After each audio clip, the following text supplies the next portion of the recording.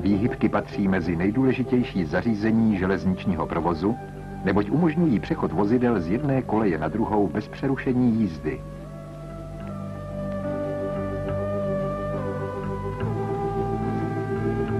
V železničním provozu používáme jednoduché výhybky, oboustranné výhybky a křižovatkové výhybky. Některé jednoduché výhybky se nazývají štíhlé. Jednoduché výhybky vložené do oblouku obloukové. Každá jednoduchá a oboustranná výhybka se skládá z výměny, střední části a srdcovkové části. Výměna je pohyblivá část výhybky. Skládá se z opornic, jazyků, závěru jazyků, výměníku a upevňovadel. Střední část se skládá ze středových kolejnic a upevňovadel. Srdcovková část je tvořena jednoduchými srdcovkami, přídržnicí a upevňovadly, všechno včetně pražců. Návěsní těleso výhybky je u jednoduchých, oboustranných, dvojitých a polovičních křižovatkových výhybek nasazeno na výměníku. U celých křižovatkových výhybek je upevněno na podložených pražcích. Každá výhybka má své číslo. Výhybky se číslují arabskými číslicemi postupně od začátku trati, a to zvlášť v každé stanici, nákladišti a odbočce počínaje číslem 1.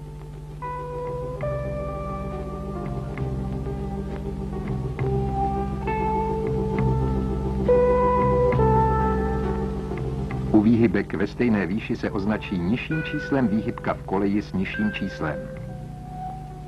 Výhybky v obvodech jiných jednotek, například dep, dílen, vleček a podobně, se číslují postupně, počínaje první výhybkou na spojovací koleji. Před čísla odbočných výhybek, vleček odbočujících na širé trati a před čísla ostatních výhybek na všech vlečkách se přidá velké písmeno. Zpravidla to bývá začáteční písmeno názvu vlečky, například C jako cukrovar.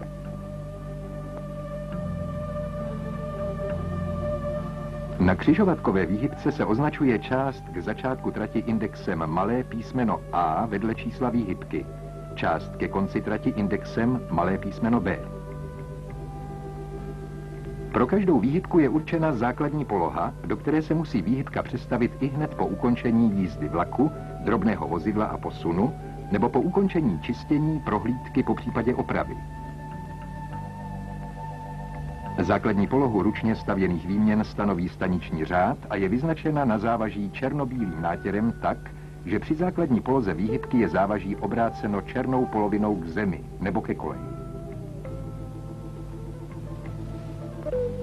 Základní poloha výhybek zapojených do zabezpečovacího zařízení je dána závěrovou tabulkou. V závěrové tabulce je znaménkem plus označeno, je-li výhybka pro vlakovou cestu držena v základní poloze a znaménkem mínus, je-li držena v opačné poloze. Základní poloha ústředně stavěné výhybky, odvrácená poloha podle závěrové tabulky. Je-li stanice vybavena reléovým zabezpečovacím zařízením a celá vlaková cesta se staví jedním úkonem, nemusí se výhybky přestavovat do základní polohy. Výhybky jsou opatřeny výměnovými návěstidly, které ukazují, pro kterou jízdní cestu je výhybka postavena. U jednoduchých, dvojitých a polovičních křižovatkových výhybek stojatý obdélník s černým okrajem znamená návěst přímým směrem. U obloukových výhybek se tato návěst používá pro hlavní dopravní směr, který bývá zpravidla pokračováním oblouku v sousedství výhybky. Bílý šíp v černém poli označuje návěst proti hrotu do odbočky. Hrot šípu označuje směr odbočení vlevo nebo vpravo. Ležatý bílý obdélník v černém poli znamená návěst po hrotu z odbočky. U oboustranných výhybek se označuje návěst po hrotu z odbočky bílou šipkou v černém poli, směřující z levého dolního rohu, nebo z pravého dolního rohu šikmo vzhůru. Šipka označuje jízdu z levé nebo z pravé odbočky. U obloukových a štíhlých výhybek se pro jízdu vedlejším dopravním směrem proti hrotu i po hrotu používá bílý srpek v černém poli. Je to návěst vedlejším směrem.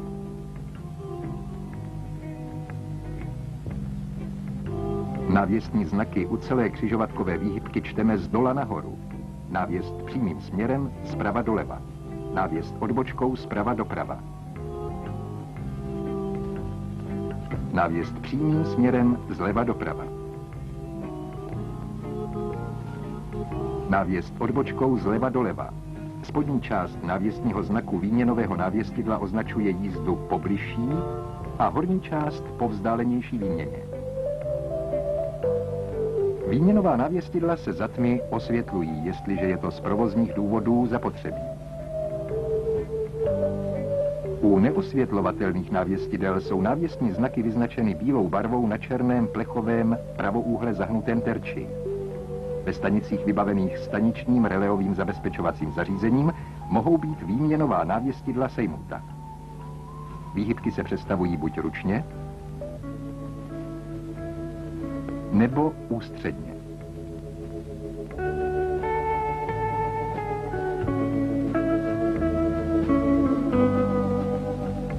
Jazyky výměn jsou zajištěny v poloze přilehlé k opornici hákem hákového závěru.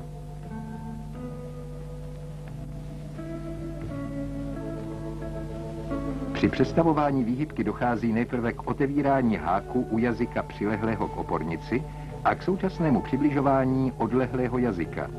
Ve druhé fázi přestavování jsou otevřeny oba háky a pohybují se oba jazyky. Ve třetí fázi přestavování přilehne jazyk, který byl na začátku odlehlý, k opornici a jeho hák se uzavře. Výhybka v krajní poloze může být zásahem nepovolané osoby přestavena buď do polohy znemožňující jízdu, nebo pro jízdu na jinou kolej. Aby to bylo znemožněno, vybavují se výhybky buď uzamykatelným výměnovým zámkem,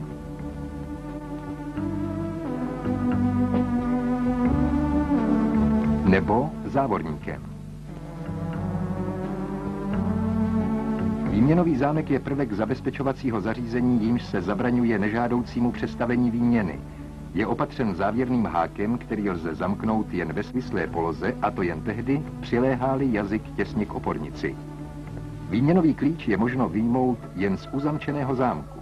Všechny klíče k výměnovým zámkům jsou opatřeny štítky s číslem výhybky.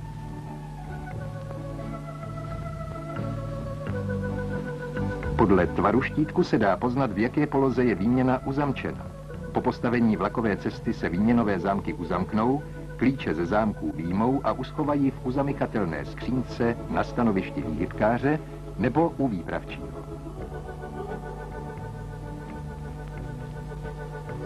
Výhybka je pro zamýšlený směr jízdy správně postavena, přiléhá-li pojížděný výměnový jazyk k opornici, je-li hákový závěr výměny správně uzavřen, je-li spojovací tyč a její svorník v pořádku, souhlasí-li výměnové návěstidlo s polohou výměny, zaklesne-li se správně západka výměnové páky u mechanických, ústředně stavěných výměn, nebo objeví-li se optická kontrola u výměn stavěných elektricky nebo pneumaticky. V některých případech se pro zajištění výhybek používají odtlačné zámky, které brání přiblížení odlehlého jazyka pod bezpečnou míru.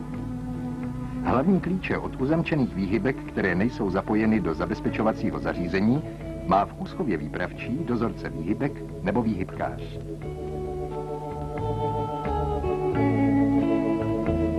Náhradní klíče musí být uloženy odděleně od hlavních klíčů ve zvláštní skřínce v místnosti výpravčího a musí být jednotlivě zapečetěny úřední pečetí.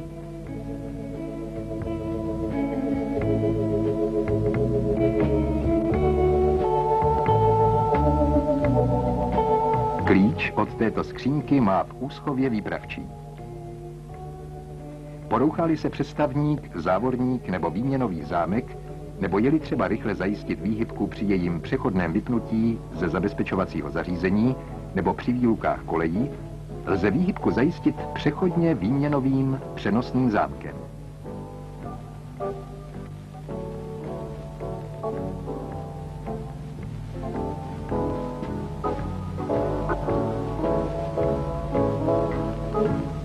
Jsou-li uzamčené výhybky zapojeny do zabezpečovacího zařízení a hlavní návěstidla závislá na výhybkách, je třeba, aby klíče od výměnových zámků po postavení vlakové cesty se uzamkly v ústředním zámku klíčového přístroje. Tím se uvolní výsledný klíč, který se zasune do stavědlového přístroje a tak umožní postavení hlavního návěstidla do polohy dovolující jízdu vlaku.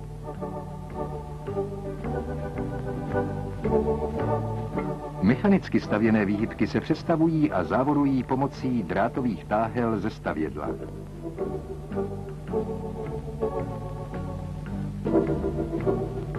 Přeložením výměnové páky se výhybka přestaví, přeložením závorníkové páky se uzávoruje. Ve stanicích vybavených elektromotorickými přestavníky se přestavují výhybky elektricky. Podle druhu zabezpečovacího zařízení se přestavují buď jednotlivě, nebo po skupinách, kdy se celá vlaková cesta nebo její část staví jedním úkonem. Čističi výhybek a výhybkáři jsou povinni udržovat výhybky v čistotě, mazat a čistit kluzné stoličky a háky a čistit skla výměnových návěstních těles, včetně jejich osvětlení.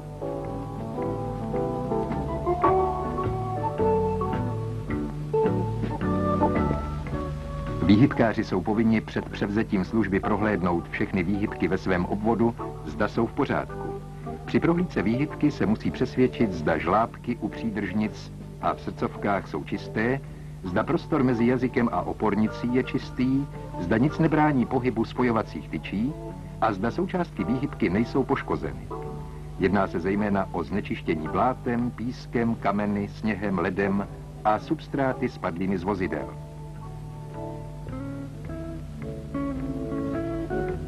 Výhybkář se musí přesvědčit, zda jazyky přiléhají k opornicím, zda výhybky jdou snadno přestavovat, zda jsou vyčištěny a namazány.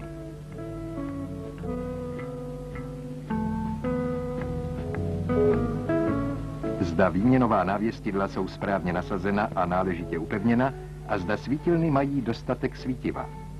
Jestliže výhybkář nečistí výhybky ve svém obvodu sám, musí je prohlédnout za směnu ještě jednou.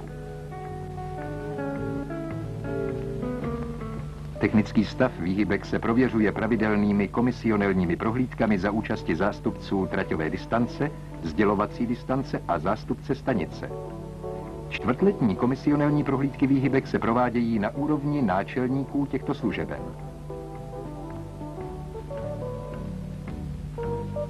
Každá zjištěná závada na výhybkách se musí co nejdříve opravit. Prohlídkám technického stavu výhybek, údržbě a opravám zjištěných závad musí být věnována ta největší péče a pozornost, tak aby všichni zúčastnění zaměstnanci mohli při správné obsluze a dokonalé znalosti svých povinností zaručit bezpečnost, rychlost a spolehlivost vlakové dopravy za každého ročního období.